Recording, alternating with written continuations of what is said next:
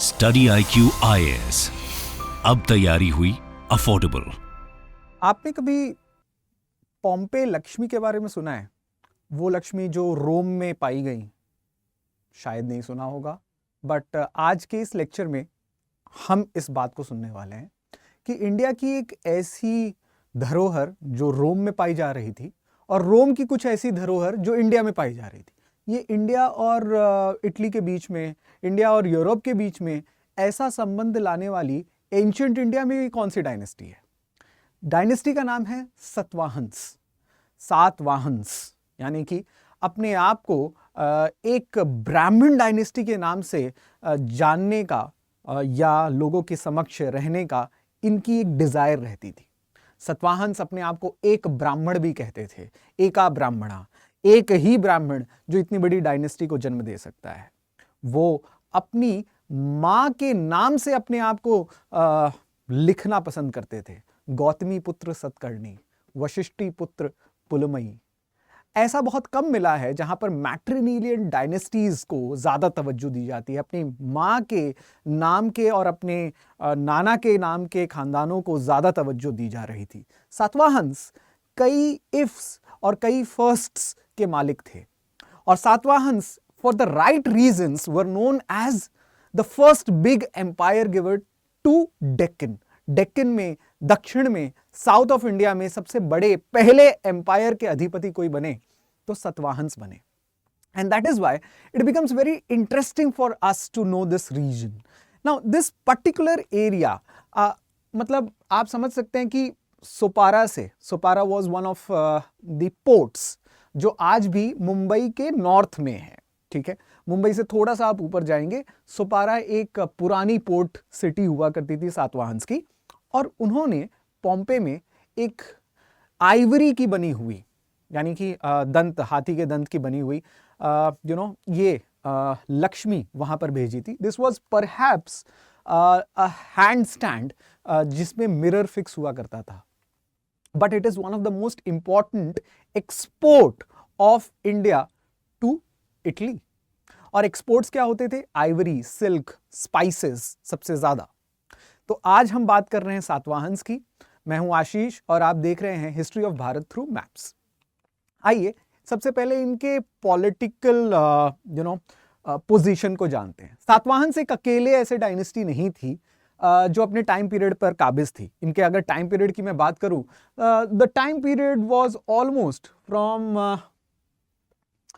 First century BCE to second century CE, common era. यानी कि this dynasty was at the turn of the century.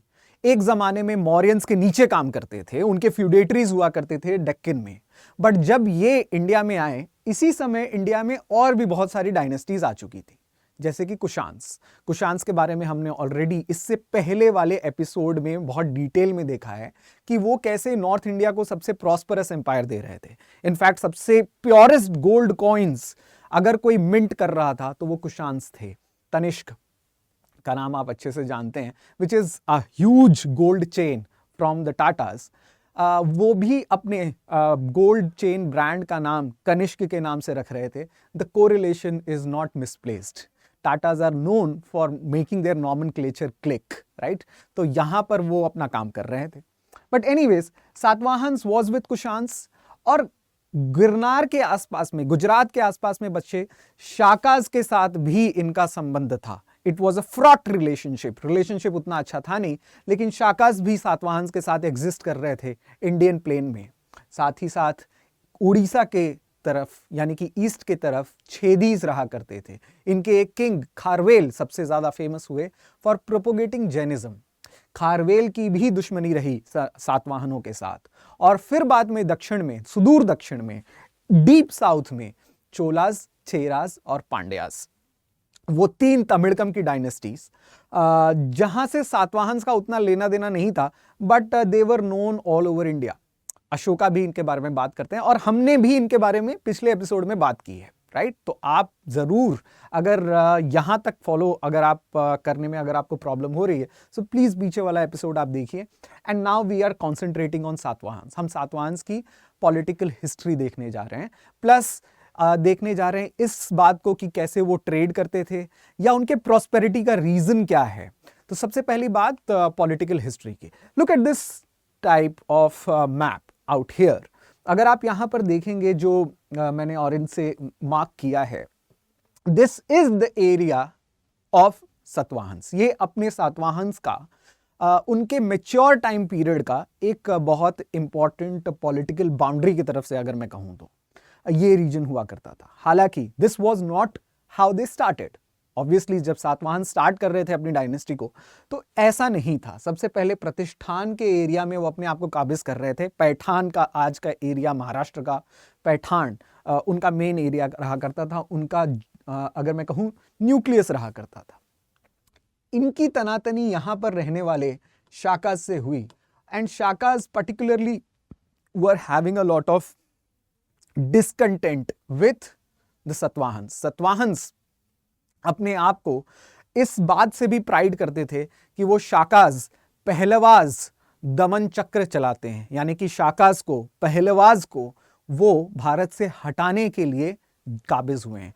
Actually दोस्तों Shakas were not from Indian origin, particularly they were from the central Asian origin. वो central Asia से आ रहे थे, जैसे कि Kushans भी सेंट्रल एशिया से भारत की तरफ आ रहे थे।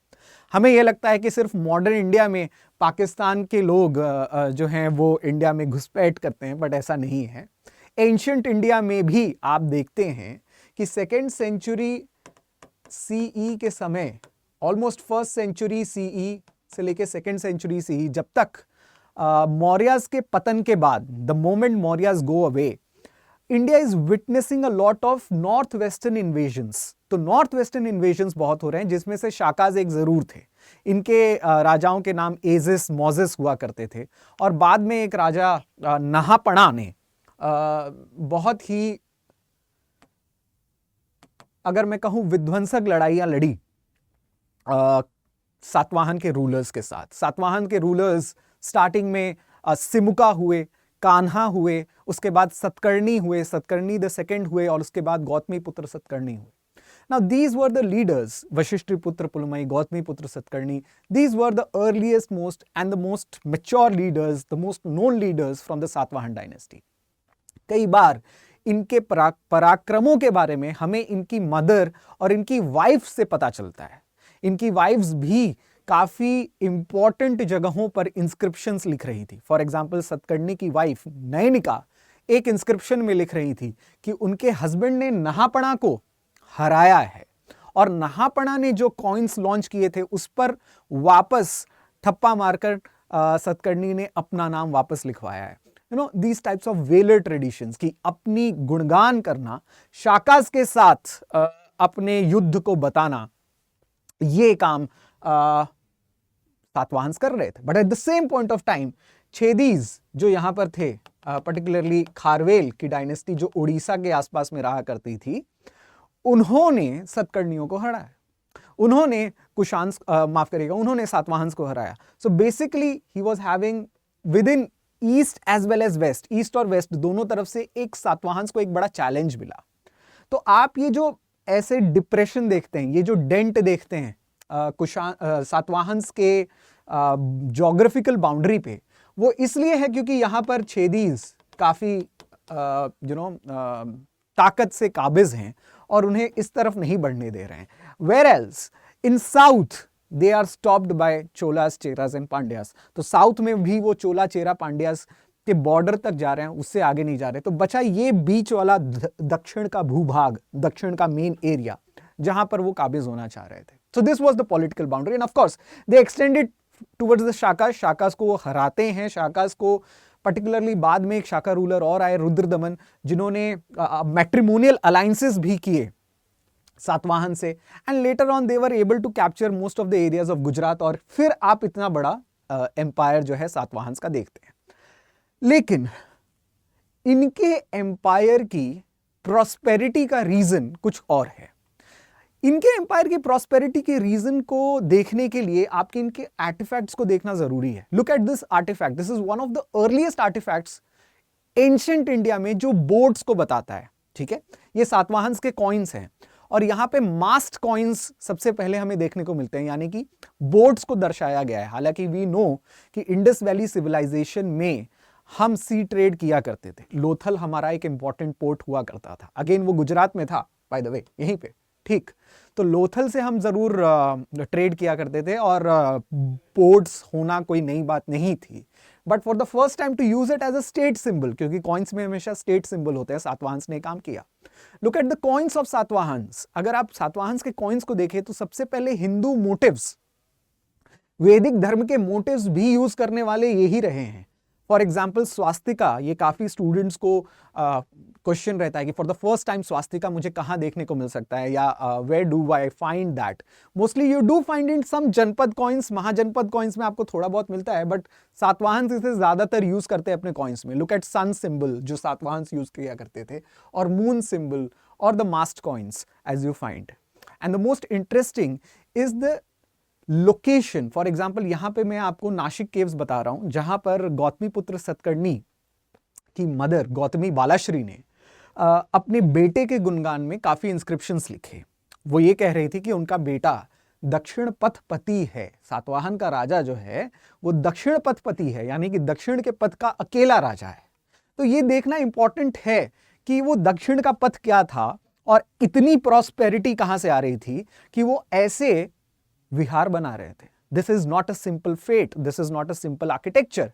वेस्टर्न इंडिया में अजंता केव्स को निर्माण करना और इस प्रकार से निर्माण करना, इस प्रकार से चैत्य गृह को बनाना, this is one of the chaityas that I have shown you along with the stupa inside it, कि इसका रेप्लिका आज तक हमें नहीं मिलता। This is one of the standard settings, the most highest watermark in the architecture of Buddhist stupas. और ये rock cut architectures थे। ये करना एक स्टेट सिंबल या स्टेट के पावर को दर्शाता है। सो वी हैव टू सी कि इसका कारण क्या था, और ज्योग्राफिकली इसका कारण सबसे अच्छे समझ में आता है। आपकी बाउंड्री में, यानी कि आपके राज्य की बाउंड्री में अगर नर्मदा फ्लो हो रही है, उसके बाद गोदावरी है, उसके बाद कृष्णा है, तो आप प्रॉस्पेरिटी के भागी वैसे ही बन जाते हैं। This is your prosperity triumvirate, और what you call as the Krishna Godavari doab. एक यहां पर साइट है अमरावती, जो गुंटूर डिस्ट्रिक्ट में आता है आज के आंध्र प्रदेश में।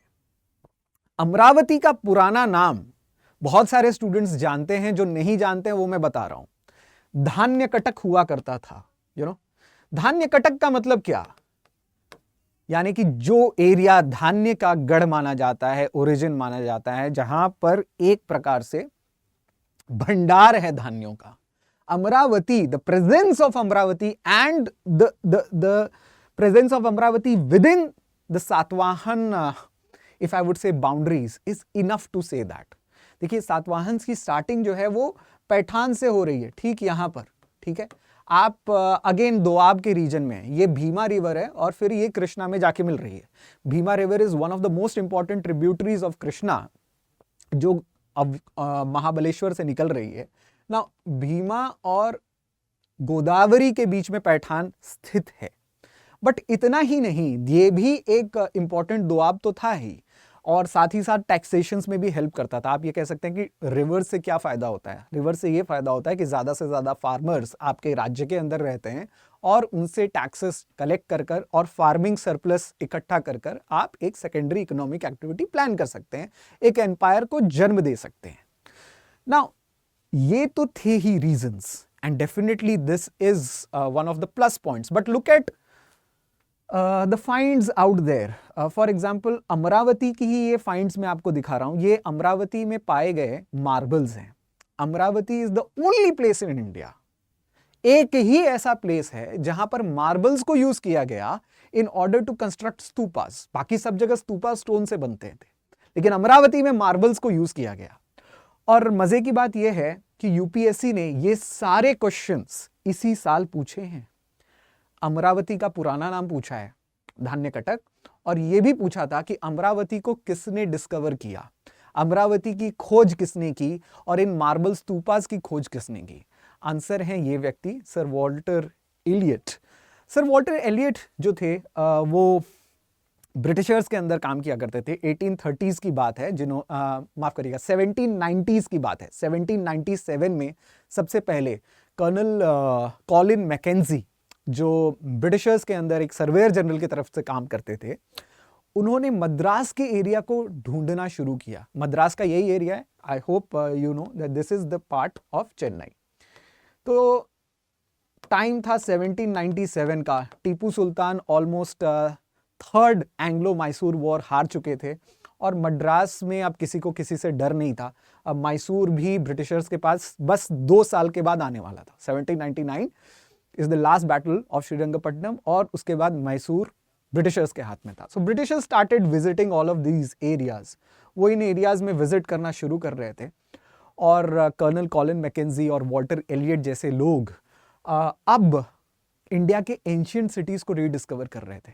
आपको पता है ये बात कि जब उन्हें ये मार्बल्स मिली, जब उन्हें ये अमरावती के स्तूप के अवशेष मिले, छोटे छोटे टुकड़े मिले, पूरे के पूरे नहीं मिले, ये सब उठा के दे दिया गया ब्रिटिश म्यूजियम को। 1880s में हजारों टन अमरावती की स्तूपास की marble pieces along with the whole stupa जो हैं वो ब्रिटिश म्यूजियम को दे दिए गए। आज भी वो ब्रिटिश म्यूजियम के पास ही हैं। हमने सिर्फ कोहिनूर नहीं खोया है, हमने अपनी बहुत इंपॉर्टेंट हेरिटेजेस भी वहां पे खो दी है। But anyways, what I was trying to tell you is that UPSC asked exactly all of this questions this year, इसी साल, राइट?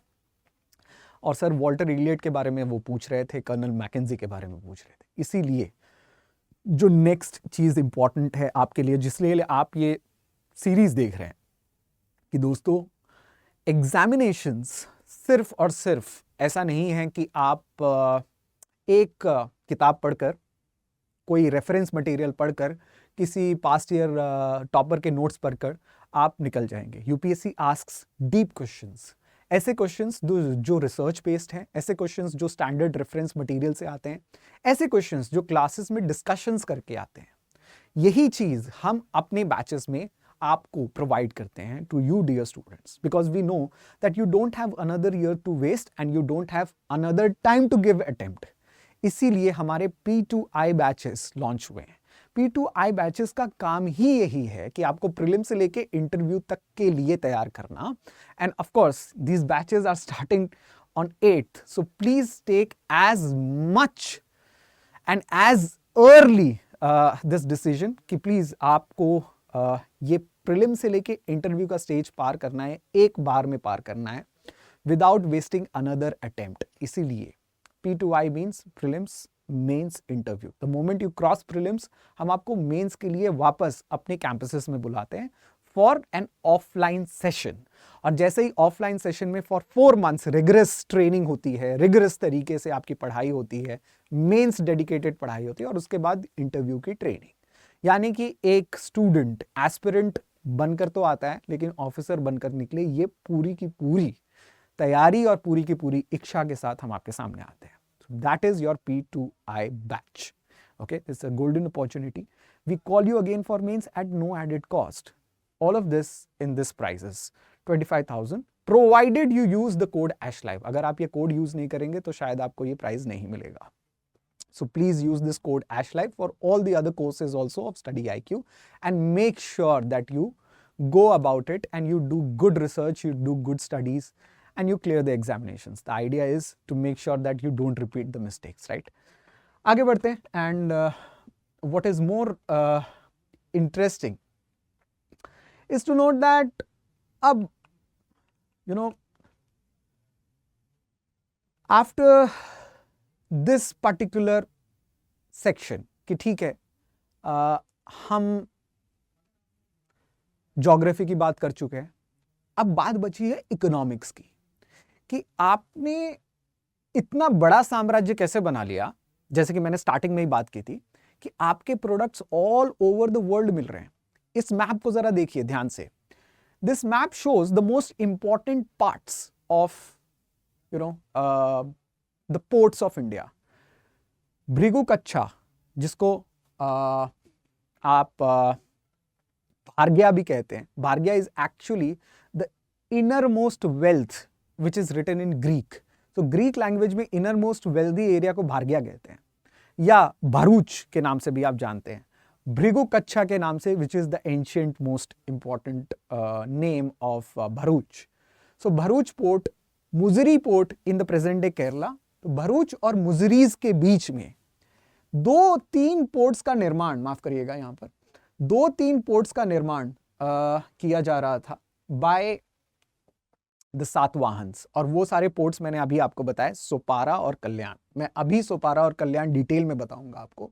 लेकिन ठीक बीच में आप देख रहे हैं कि गुजरात से लेकर केरला के बीच में कोई ऐसी डायनेस्टी नहीं आ रही थी. एक्चुअली ये टाइम पीरियड था only of the Sangam age dynasties, यानी कि चोला, चेरा, पांड्यास की पोर्ट्स को मैं दिखा रहा हूं. लेकिन बीच में जब सातवाहन्स आते हैं तो ये जो वर्ल्ड ट्रेड है, जहां पर इंडिया से, मुजरीज से सीधा एडन और एडन से हॉर्मुज जाके, रेड सी जाके आप चले जाते थे towards the central Asia as well as towards Europe, वो ट्रेड रूट इन्होंने पकड़ा. ओके, और अपनी प्रोडक्ट्स एडन, अपने प्रोडक्ट्स हॉर्मुज स्टेट, अपने प्रोडक्ट्स रेड सी की तरफ भेजना शुरू किया. ज्यादातर रोम के साथ सातवाहन्स डील करते थे. Amravati was a cultural centre. South east Asia में ज्यादातर आप यहां पर देखते हैं ट्रांग से, थटन से, पगान से तामलुक डील करता था. Tamluk is the Bangladeshi port at this point of time. अभी ये बांग्लादेश के पास है. उस समय Tamluk used to be one of the most important Mauryan port. तो मौर्यास के पास तामलुक हुआ करता था, कलिंग हुआ करता था, तोसाली हुआ करता था. कलिंग और the Dhauli area was with the Chedis. तो कहने का मतलब है सातवाहन्स ने कुछ ऐसा काम किया, सातवाहन्स डिड समथिंग, जो उन्होंने अपना ट्रेड जो है रोमन्स के साथ बढ़ाया. This is 2 artifact which is found in India. India में सातवाहन पोर्ट में, सोपारा में हमें ये 2 आर्टिफैक्ट्स मिलते हैं. वन इज टेरा सिग्लियाटा. टेरा सिग्लियाटा जो होता है वो ग्रीक पॉटरी होती है. ऐसी पॉटरी भारत में नहीं बनती, इसलिए हमें पता है कि वो वहां से यहाँ पे आई है. और ऐसे कॉइन्स भारत में नहीं मिलते. इसे ऑरियस कहते हैं. ये ग्रीक कॉइन्स हैं, ये रोमन कॉइन्स हैं जो रोमन किंग को दर्शाते हैं. हमारे पास ऑरियस की भंडार हुआ करती थी. एक किताब है नेचुरल हिस्टोरिका जो प्लिनी ने लिखी है इसी टाइम पीरियड पे. प्लिनी एक जोग्राफर थे और वो इस बात का कंप्लेन करते हैं कि यूरोपियंस की पेपर की लालच और यूरोपियंस की सिल्क की लालच गोल्ड की नदियां बहाती हैं फ्रॉम यूरोप टू इंडिया. बोलते थे कि यूरोपियंस पेपर और सिल्क के लिए, इंडियन पेपर और सिल्क के लिए इतने पागल हैं या इतने उतारू हैं कि वो अपने तरफ से जितनी हो सके गोल्ड्स देने के लिए तैयार हैं टू इंडियंस. और ये शायद हमें कंगाल कर देगा. ठीक है, तो बात है कि कौन से पोर्ट्स आ रहे थे. Look at these ports. सबसे इंपॉर्टेंट उज्जैन है. उज्जैन से आता है उत्तर पथ, यानी कि फ्रॉम नॉर्थ आप उज्जैन से आएंगे. उज्जैन से आगे आप आएंगे Sopara, which is again the north of if I would say the present day Mumbai. Then Kalyan port, जिसको सेलिना पोर्ट भी कहते हैं, कल्याण पोर्ट. उसके बाद अमरावती पोर्ट जो ईस्टर्न साइड में था, और चाउल पोर्ट, माफ करिएगा, Chaul again which is in south. And lastly Bharuch port. ये सब कुछ, all of this was within the Satavahana empire. Look at this map कि अगर उत्तर पथ ऐसे आ रहा है, you know this is how Uttarapath is coming. ऊपर से आप उज्जैन से आ रहे हैं, पाटलिपुत्र से उज्जैन आते हैं आप, तो उज्जैन से भरूच, भरूच से सोपारा, सोपारा से कल्याण, कल्याण से चाउल, इस तरीके से आप आ रहे हैं. और फिर आप अमरावती जा रहे हैं. This is the most important thing you have to look around, right. ये अपने आप में, माफ करिएगा, ये अपने आप में एक इंटरेस्टिंग ही नहीं, लेकिन काफी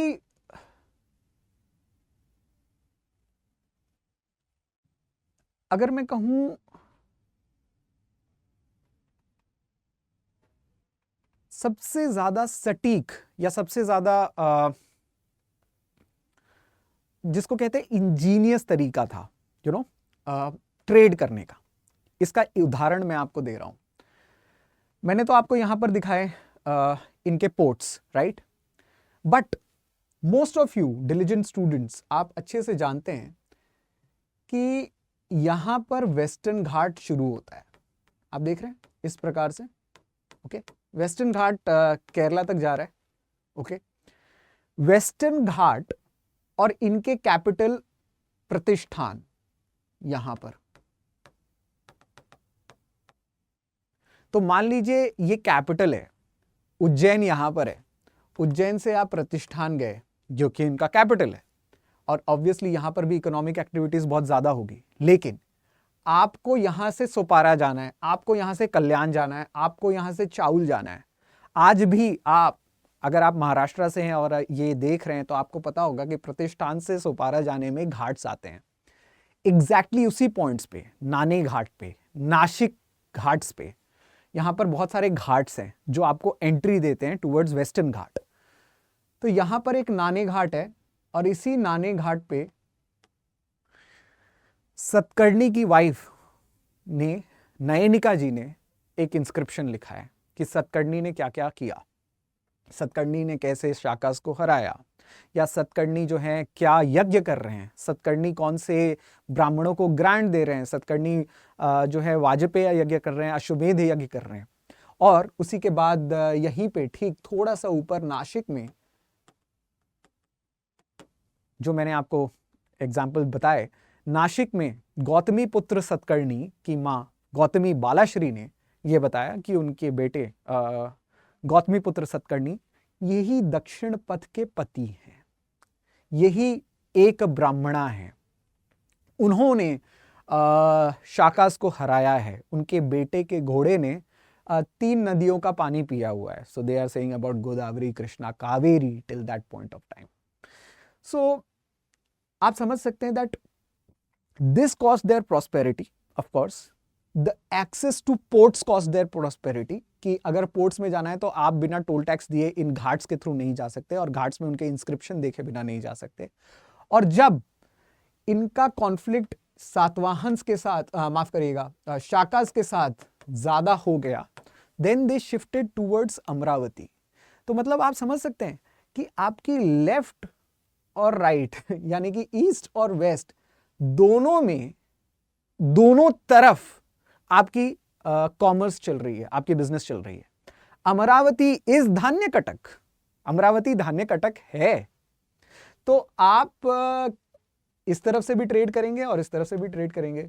आई एम श्योर कि कोई ऐसी डायनेस्टी नहीं होगी जो आपके अधीन ना हो जाए, राइट?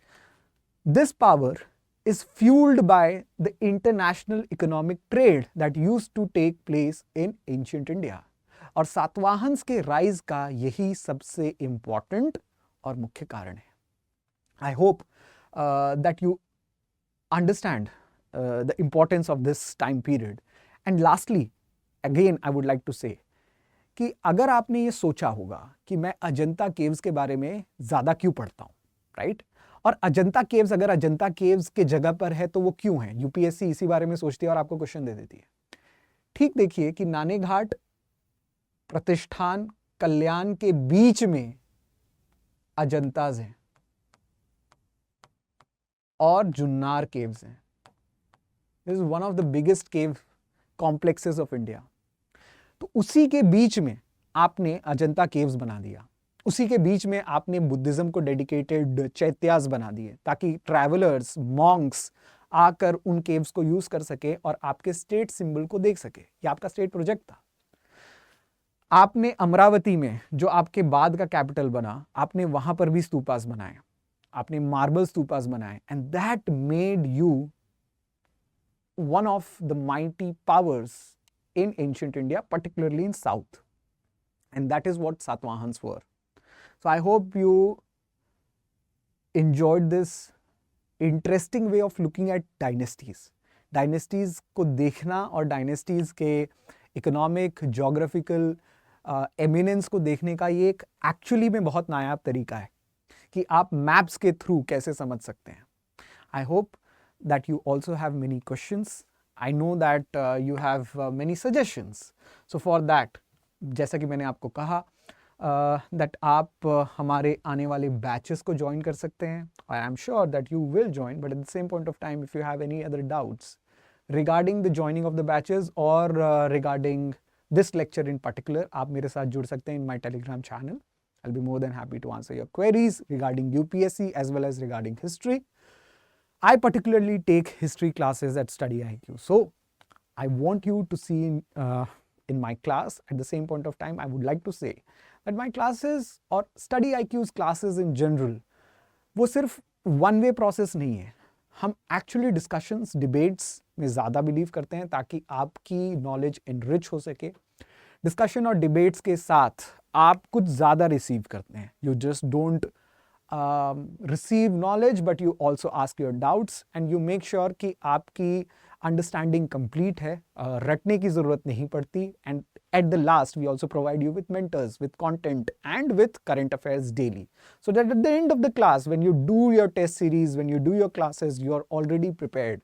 आपका 2 से 3 बार रिविजन ऑलरेडी हो चुका होगा, provided you follow the timetable, provided you follow every other simple mechanisms, to go about this exam. This exam becomes easy once you become honest to yourself and start preparing for it. Prelims ज़्यादा दूर नहीं है, इसके आगे भी आने वाले batches होंगे हमारे SIP के, और SIP के बैचेस यानी सक्सेस इन प्रीलिम्स के बैचेस पर्टिकुलरली आपको प्रीलिम्स के लिए गाइड करते हैं. वहाँ पर भी आप यही कोड यूज़ कर सकते हैं, ASH Live. You can join the series, you can join the test series, prepare vigorously. May की एग्जाम आने वाली है, आइए हम सब मिलकर तैयारी करते हैं. I hope you like this series. See you in my classes soon. Thank you. Study IQ IAS. अब तैयारी हुई अफोर्डेबल.